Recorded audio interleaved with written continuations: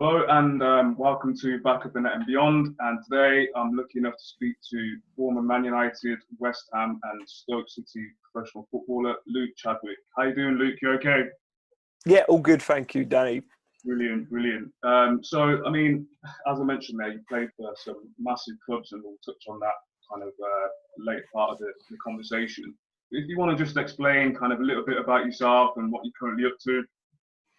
Yeah, so at the minute, I've obviously stopped playing football probably about 5 years ago now professionally. Okay. Went into coaching in the academy at Cambridge United after that, sort of just fell into it really. And now I'm involved in an organisation called Football Fun Factory, which is a coaching organisation, as the name suggests, around putting fun into football and coaching children from the ages of 2 to 12 years old.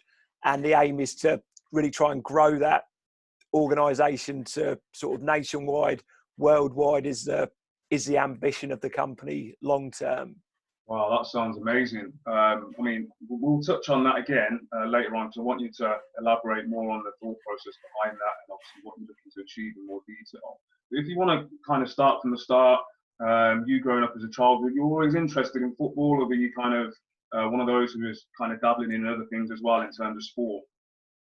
No, I think I always loved football from the moment I could sort of run around, and was lucky enough to have quite a big garden where I lived. So I spent a lot of time in there playing football. Then I was probably about 6 or 7, I would say, when my dad took me to my first football game at Cambridge United. That's the local team to me. And the second that I stepped in the stadium, sort of experienced that atmosphere, what a live football game was like, that was what I wanted to do. Everything was about being a footballer. It was completely different, as I'm sure you remember back when we were kids. You didn't really start playing till, I think it was under nines I started playing, and you were straight onto a full-size football pitch, full-size goals. So that was obviously how it was. That was my first involvement in football, playing for a team called Melbourne Tigers, they were called, in a village where I lived, under nines. And I was really fast when I was a kid. So on the big pitches, I used to stand up front.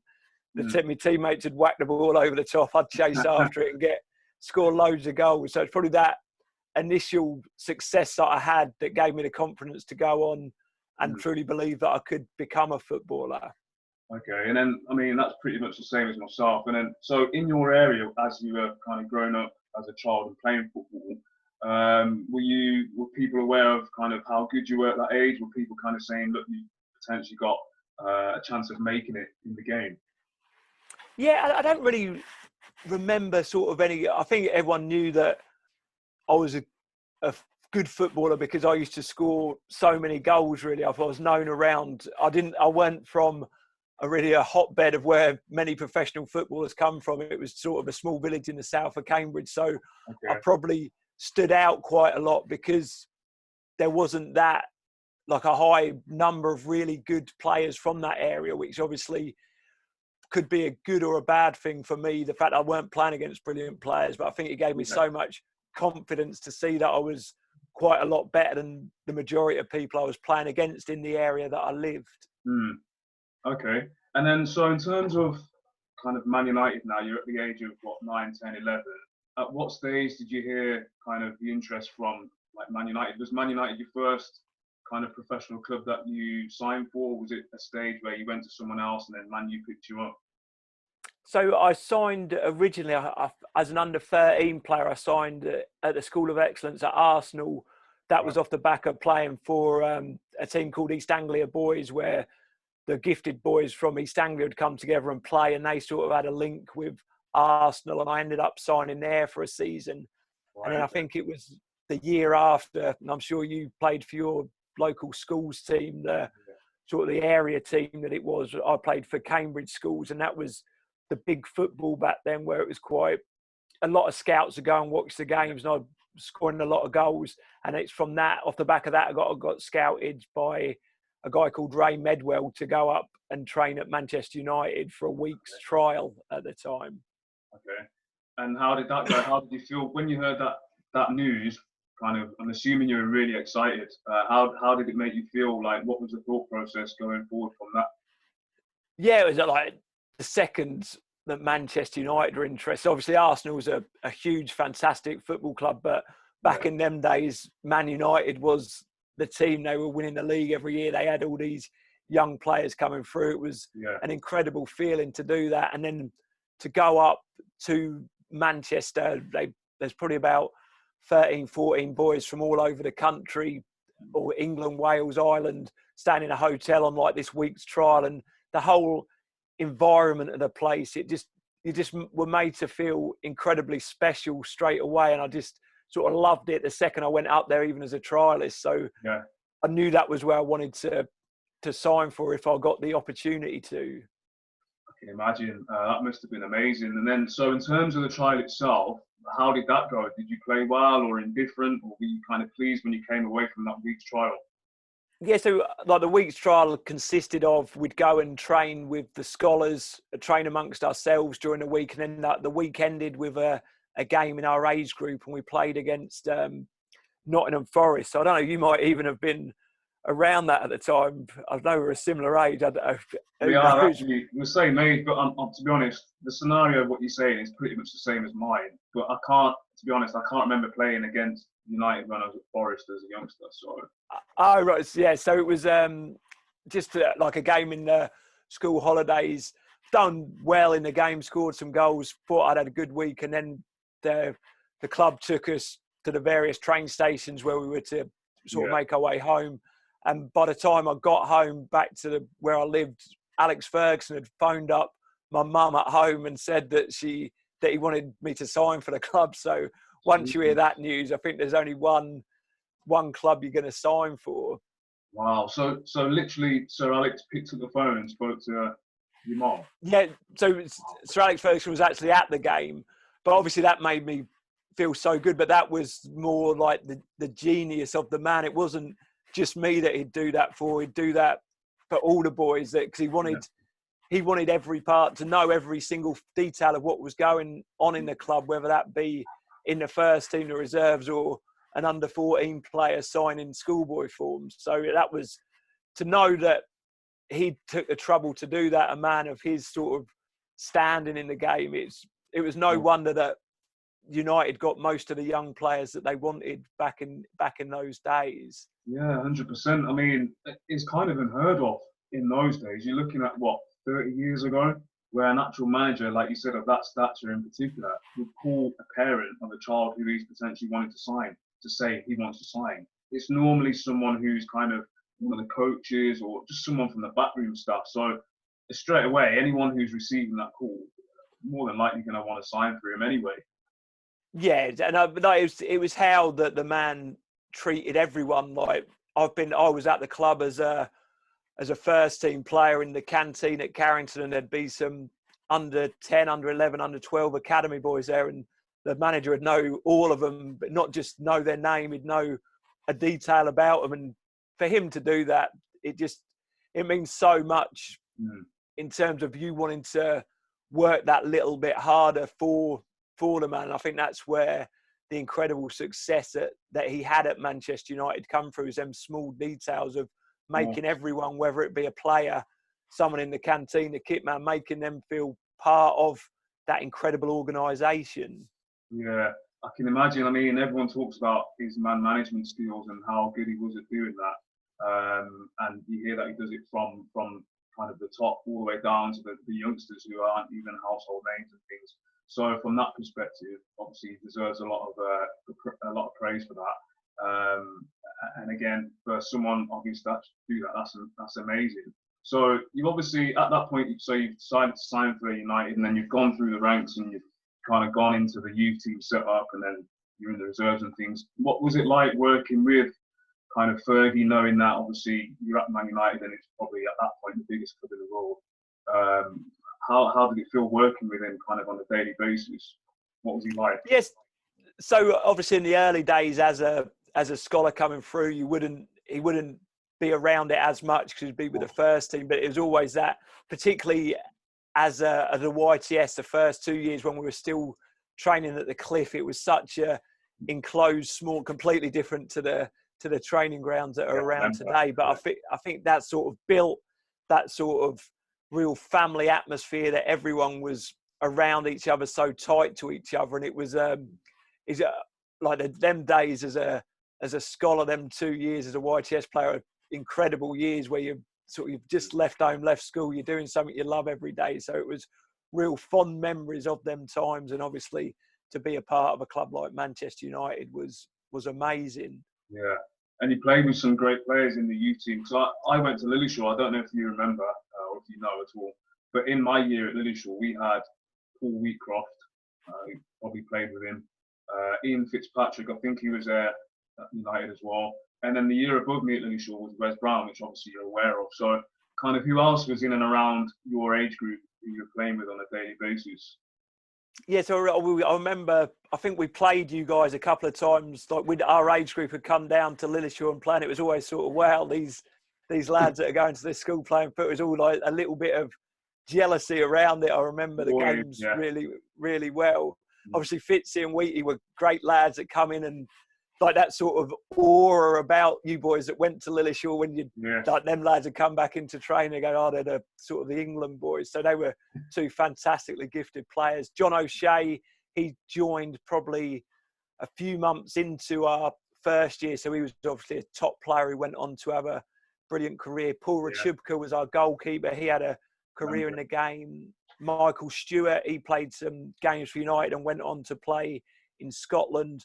Obviously, Wes, who had a wonderful career in the game. Richie Wellens, who was a fantastic player. He's obviously the manager of Swindon now. I think they were the ones that really went on to have good careers in the game. But I think even to have that grounding and to experience that, what's expected of you at Man United, whether a lot of the boys went to have careers in football, they still had a good grounding to go and be successful in other walks of life. Yeah, 100%. I agree. So in terms of obviously moving on from that, so you're in and around the first team now, and you've obviously played a number of games for Man United.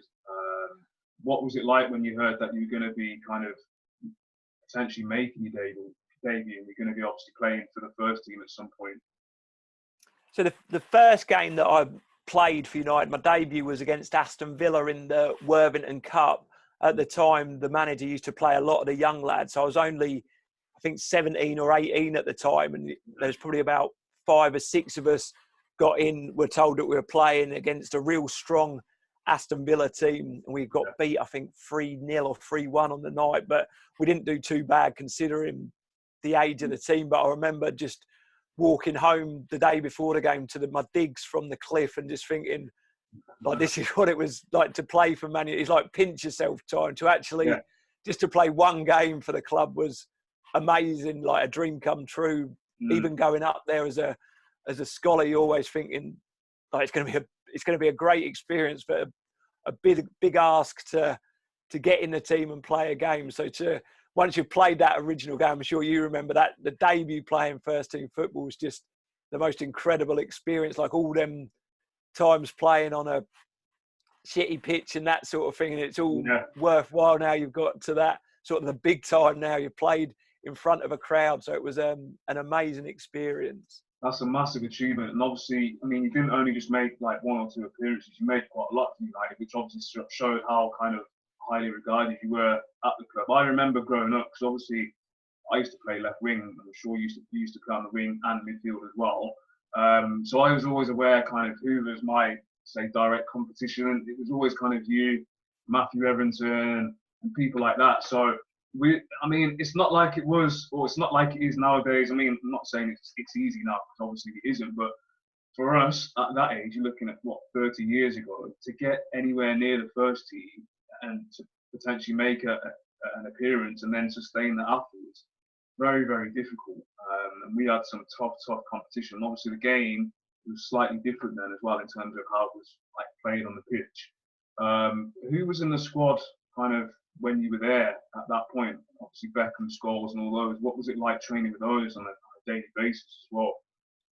Yeah, I remember after I made my debut, I went off and on loan and played at Royal Antwerp in Belgium for about 7-8 months, which gave me my first real regular experience of playing football. And then when I was called back from there, that's when I played the season where I played a fair few games or come on in a fair few games at United. I was really disappointed at the time when I was called back from Antwerp, because I was really enjoying my football there and I weren't really expecting to go back into the first team. I thought I'd just been out there a long time and I was just going to go back to the reserves. So then to go back in and sort of train with the guys that you talk about every day, it was an amazing experience, but real intense. Like every day was such a battle because you had to be up to the standards. Training was probably harder than the games because it's probably the best players in the league that are just playing against each other every day. So I remember at the end of that season, although I didn't really play much in terms of minutes on the pitch, I was completely exhausted, probably from the training every day and like the mental concentration, everything that went with it. So I remember just finishing that season thinking, wow, I'm a 19, 20-year-old boy, but I feel sort of wiped out now. It was a really incredible, but it weren't easy, if you know what I mean. 100%. And you touched on the mental side of it. And I mean, that's a massive part of it, because to sustain a career at that level, you have to commend people like Roy Keane and Giggs and Beckham and all those kind of players, because literally every day on and off the field, you have to be on it. And I can't imagine what it was like at United. I mean, I made my debut at Leicester as an 18-year-old. So I was still playing in the youth team and in the reserves as well. And in terms of training with the first team, I mean, I played with the likes of Robbie Savage, Emil Heskey, Muzzy Izzet, Neil Lennon, and the intensity. And it wasn't a false environment. That's just how they were. And you had to step up your game. And I mean, just the level of passing and things and how they pass the ball, you notice a difference straight away from reserve team level and obviously youth team level. Yeah, definitely. I think, like you alluded to there, the sort of passes you receive in a reserve team where the ball will come into you, whatever, in the first team, you can see the second you get that first ball, it's fizzed into you. It feels like a shot coming into you, but that's the standard that just raises straight away.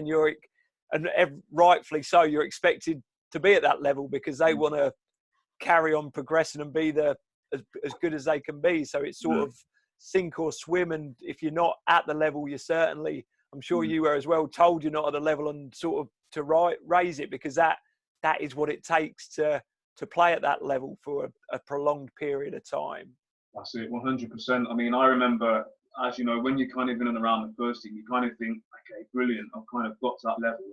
Now let's try and kick on or even sustain it. And I remember, as I mentioned, I was in and around the first team, training, but then I was still playing for the reserves on a Tuesday and also for the youth team on a Saturday. And at the time, I didn't realise I was physically tired and mentally as well. And obviously, there's a buzz around you at the club, and everyone's talking about this youngster coming through and stuff. And I remember one reserve game where I think I'd made my debut in the first team, or I'd been training with the first team for a while, and I didn't play too well. And it wasn't for the want of trying; it was just because I just had a bad game, as you sometimes do. And I remember Martin O'Neill, the manager at the time, who was a great manager, he came in and he absolutely came in front of everyone. He just said, "Look, you've been at this level, and you're putting in a performance like that." And I felt so bad. You know, sometimes a manager says something, you don't agree, and you say something back to fight your corner. But I had nothing to say because I held him in such a high regard.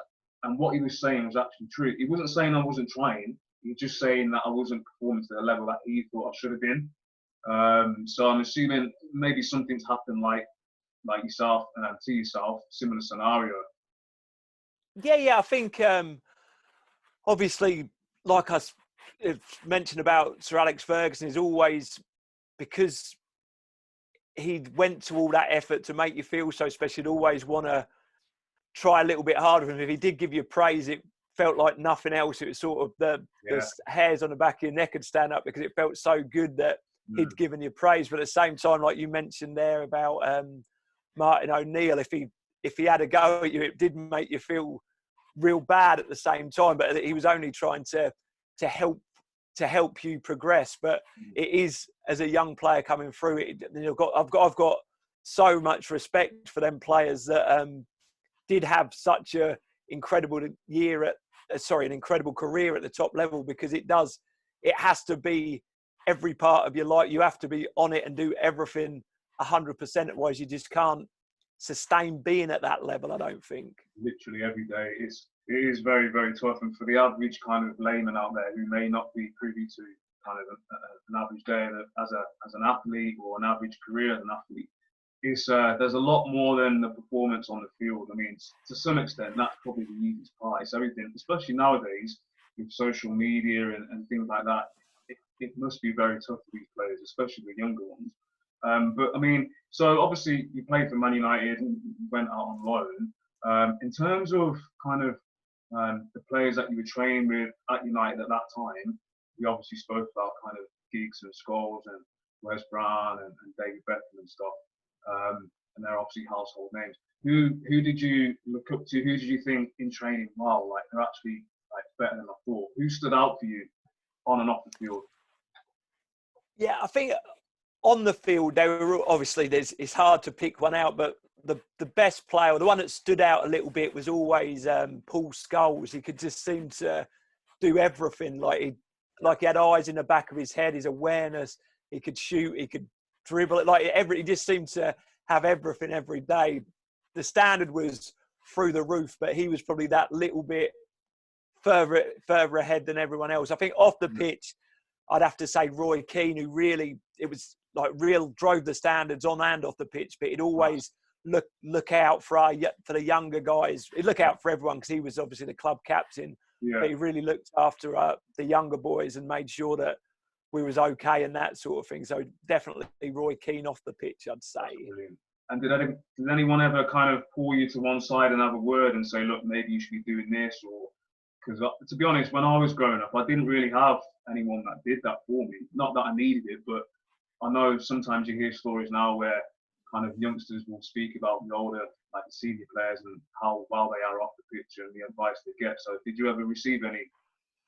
I wouldn't say I was always so quiet. I'd never really sort of seek anyone out to ask advice. I was sort of a real quiet lad, but even the time I'd spend, say, if it was me and David Beckham were on the right and we're just doing cross and shooting, he'd always sort of help me out or just give me a little advice. And just by being so close to someone of his ability and just sort of watching, that always stood me in real good stead as my career progressed to sort of away from Manchester United, to think about the things that these world-class players that had done, to maybe try and put some of that into my own personal game. Of course, that must have been amazing. So, I mean, from the outside looking in, people that are hearing this, they may not understand kind of the level that you were playing at, and obviously the standards that you have to keep and stuff. So, I mean, I do, and obviously I look at your career. Obviously, I knew about you growing up anyway, just because obviously the same age, same year group. So I was aware of obviously the standard. You mentioned you went on loan to Royal Antwerp, which I think you had a connection. Man United had a connection with them. I don't know if they still do. What was your experience kind of living abroad as a youngster? Were you on your own? Was there like a language barrier in any way? And obviously culture change. How did you cope with that? Yeah, I was absolutely delighted to go out there. At the time, there was a couple of George Clegg and Kirk Hilton, two of my mates from my year, were out there. So I went out there, and it was just felt so free out there in terms of got away, weren't in Manchester anymore. No one really knew we are sort of on the pitch and off the pitch. It was just an amazing life experience. But, you know, to play first team football for the first time, and obviously in Belgium, the crowd, the atmosphere was electric. There's all flares, all the smoke coming out the crowd, like that sort of thing. It was a wonderful time. I really loved my time playing in Belgium. And then, so how long were you out there for? So I was out there sort of from Christmas to the end of the season on the first year, and we got promoted. We was in the Belgian second division, but we won the league, which was again a brilliant experience. And then I went back out there the next season for the first couple of months playing in the Belgium top division, where we played the likes of Anderlecht and Club Bruges. So it was a brilliant, a real good mix, where the first year the standard was, it was okay, it was nothing special, but I've had the opportunity to stand out in games and really show the player that I was. In the second year, obviously a much harder challenge, playing against really good top quality Belgian opposition. Wow, that must have been amazing. So obviously during your period at United, you managed to get into the England under-18s and under-21 squad. How was that for you? Was that kind of another step up, or was it slightly different in terms of like the standard? Because I know I've spoken to people before and they say, look, I've played in the first team in the Premier League, so when I go and play for the under 18s, it's kind of not a step down, but it's not as high in terms of intensity and whatever else. So what was your experience playing for the under 18s and 21s? Yeah, it was the under 18s. It was we actually went for sort of, there's probably about 40 kids. We went away to Mottramore in Manchester and sort of played and done really well. And to get into any England squad was like, felt amazing to get called in. And I've done really well in the under 18s playing. And Howard Wilkinson was the manager, and he really sort of, the other lads made a joke of how much he sort of liked me and sort of like really liked the way I played. So yeah. He then left the under 18s to take the under 21 job. And then obviously I was just playing in the reserves at United. I'd played that one first team game in the Worthington Cup and got called into the under 21s, which was a massive, massive shock, because obviously it was a real strong squad. I was 18 years old. And it was the likes of Frank Lampard, Jamie Carragher, Carl, like a lot of big players. So I was shocked to be put in, but obviously Howard liked me a lot as a player, so that was the reason I went in there. I was never, again, in the under 18s was probably a little bit more relaxed. The under 21s, I never really settled into it really. I always felt maybe a bit of a fish out of water at the time, because I was playing there. I was just a reserve team player at United. It was obviously it's an honour to represent your country, but I was always a bit uncomfortable going away. I didn't really enjoy that side of it that much, really. No, I can imagine. I mean, when I was at Leicester, there was rumours about kind of the under 21 when I was like 18, 19, but I knew who I was up against, like yourself and Matthew Everington and things like that. So it was always tough, especially being like a left winger. There was loads of wingers around at that point. You mentioned, obviously, you were playing a couple of years ahead of yourself in the England in the 21s, and you played with like Carragher and Lampard and stuff. So who else was there? Was Rio there at that point? So I think Rio would have just been, he was just promoted to the full squad at the time, so he weren't in it. I think then Steven Gerrard would have gone into it after that. Yeah. I was trying to think of the players that were in there. Then obviously the boys that were my sort of age, like the John Terrys, Francis Jeffers, they'd sort of be put in there. But then I was sort of put in the squad in front of before them, while they were sort of playing regular first team football. Wow. It was a great honour, but a real shock. I sort of expected, because I'd done really well in the sort of weekend away, to get into the under 18 squad. Yeah. But it was a real shock to be pushed into the under 21s. But again, it was a great experience for me to play like international football. Again, is another level, really, particularly from where I was in reserve team football. Yeah, can you imagine the standard being really high? I mean, so in terms of your career, obviously we spoke about your achievements at United and going on loan and doing really well at Royal Antwerp, and obviously gaining international honours as well. Did you have any like lows, any managers that you didn't really get along with or agree with their playing style, or just want to elaborate on that a little bit? No, I've really throughout my career I was incredibly lucky with the managers that I worked under. Obviously, Sir Alex, it doesn't get any better than that. Then the likes of Alan Pardew, I've worked under him twice. He was a really good manager. Tony Pulis, who was a brilliant manager, but an incredible man as well. Paul Ince, when I was at MK Dons, who was a big hero of mine growing up, watching him. So that was incredible to play for him. Roberto Di Matteo was like quite a quiet guy, but obviously the utmost respect for someone who done what he done in the game. Then Carl Robinson, who was the same age as me and got a manager's job, and built a really good relationship with him. I'd say probably I didn't really enjoy my time, partly my responsibility, because I couldn't really get myself fit at Norwich, but I didn't really, probably my least enjoyable time was probably playing under Glenn Roeder at Norwich. But again, that was probably my own personal circumstances that sort of brought that on as well. Okay, I can understand. So obviously you've sustained a career in football, and then you kind of get into the latter stage of your career. At what point did you consider retirement? Was it kind of a process that you transitioned in over time whilst you were playing? Were you studying something else whilst playing, or did you just retire and think, okay, well, what am I going to do now? What was the process behind it? Yeah, so that'd be, there was no real process behind it whatsoever. It was a real shock to actually stopping it. And I never really planned. I don't know. I thought this is never going to end. I never thought about it. I thought I'll just keep going and going until, and like, as I was getting older, sort of into my 30s, I sort of had it in my mind that I've worked hard to be a footballer. When I finish, I'm just going to sit there. I used to tell me missus and kids, all I'm going to do, I'm just going to sit there, get fat and watch telly. I don't fancy doing anything else. But obviously the reality of that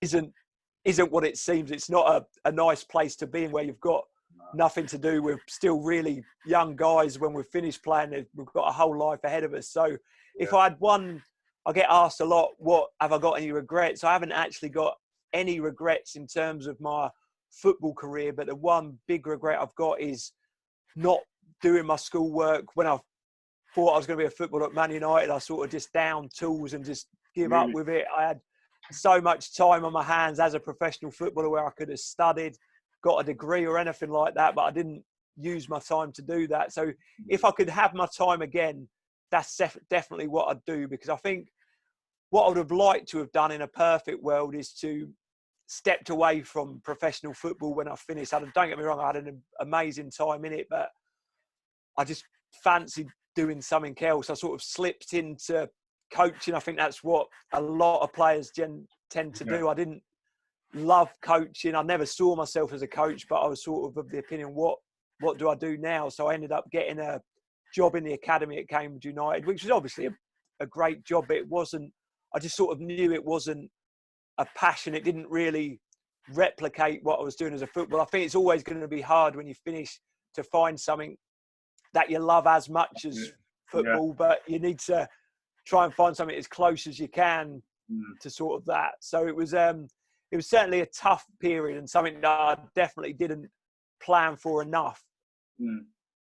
Okay. And then, so, I mean, for me, because the bottom line is, I always say to people, do what's right for you. In terms of athletes, that's my mindset. You can listen to as many people as you want, but at the end of the day, you need to do what's right for you. And sometimes you may go into something thinking this is going to be me, and then it just doesn't work out. Again, it's about trial and error. I didn't want to study when I was playing, just because I didn't want to detract away from what I was trying to achieve, that being a professional footballer. So when I was going home, I wasn't necessarily going out and gallivanting with friends. It was a case of going home and just relaxing. And that's just my mindset. I commend anyone who kind of plays at a decent level within the game, or whatever their chosen field is, and they're also studying as well. Like I said, you need to do what's right for you. But you obviously said that you went on to coaching, which is probably the most natural step for any professional footballer. I always knew that I probably didn't want to work in the game in terms of a coaching capacity anyway. That's hence why I didn't do any coaching badges or anything like that. And again, with coaching badges, you can do all the badges you want, but there's no guaranteed job at the end. You still need someone to give you a job at the end of the day. So you went to Cambridge, and then you're obviously coaching the youngsters there, and then what happened after that? So it's just sort of, it's obviously a different world working in a professional football academy than when you're a player.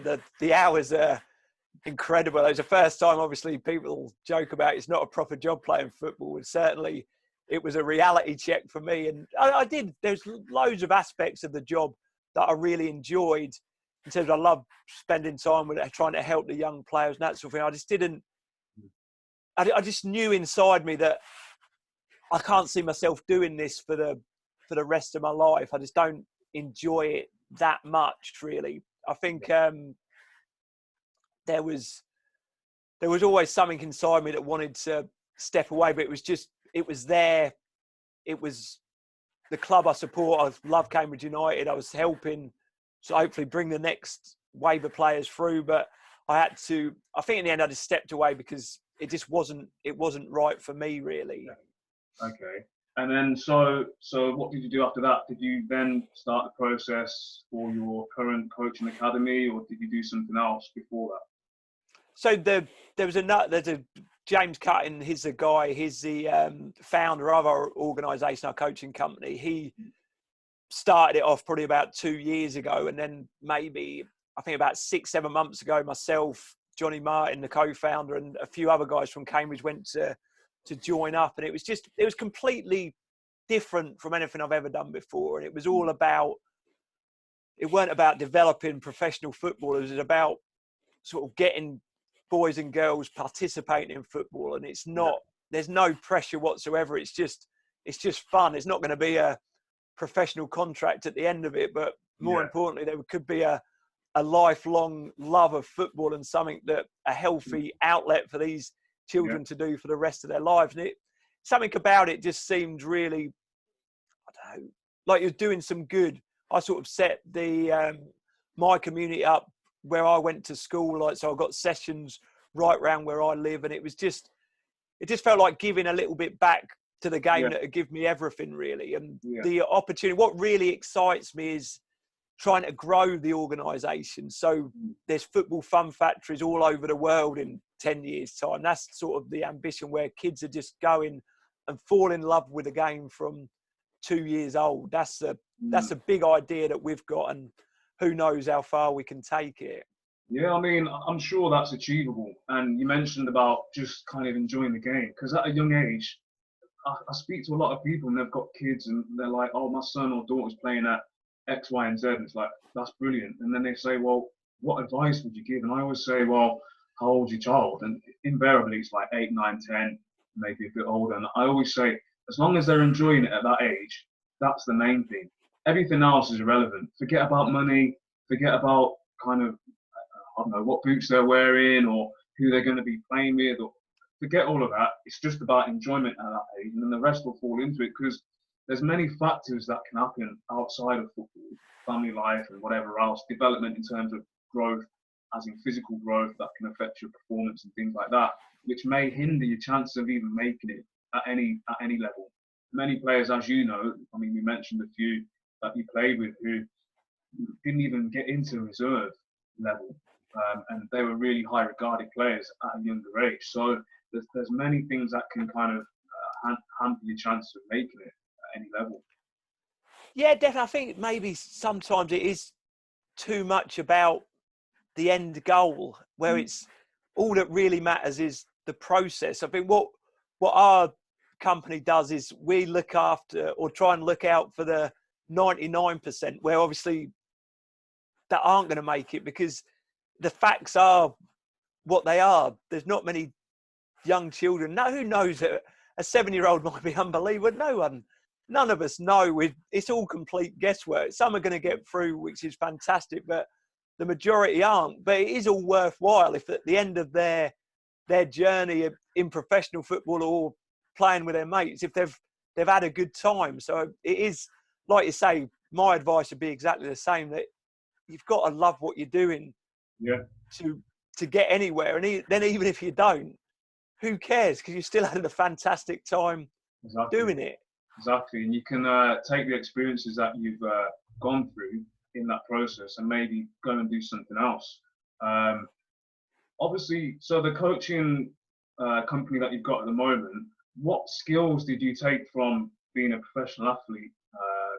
And what transferable skills do you take with you and obviously use to further enhance the company that you're working with? Because obviously I'm assuming you need to liaise with people over the phone, email, face to face. So what skills do you take with you, transferable skills?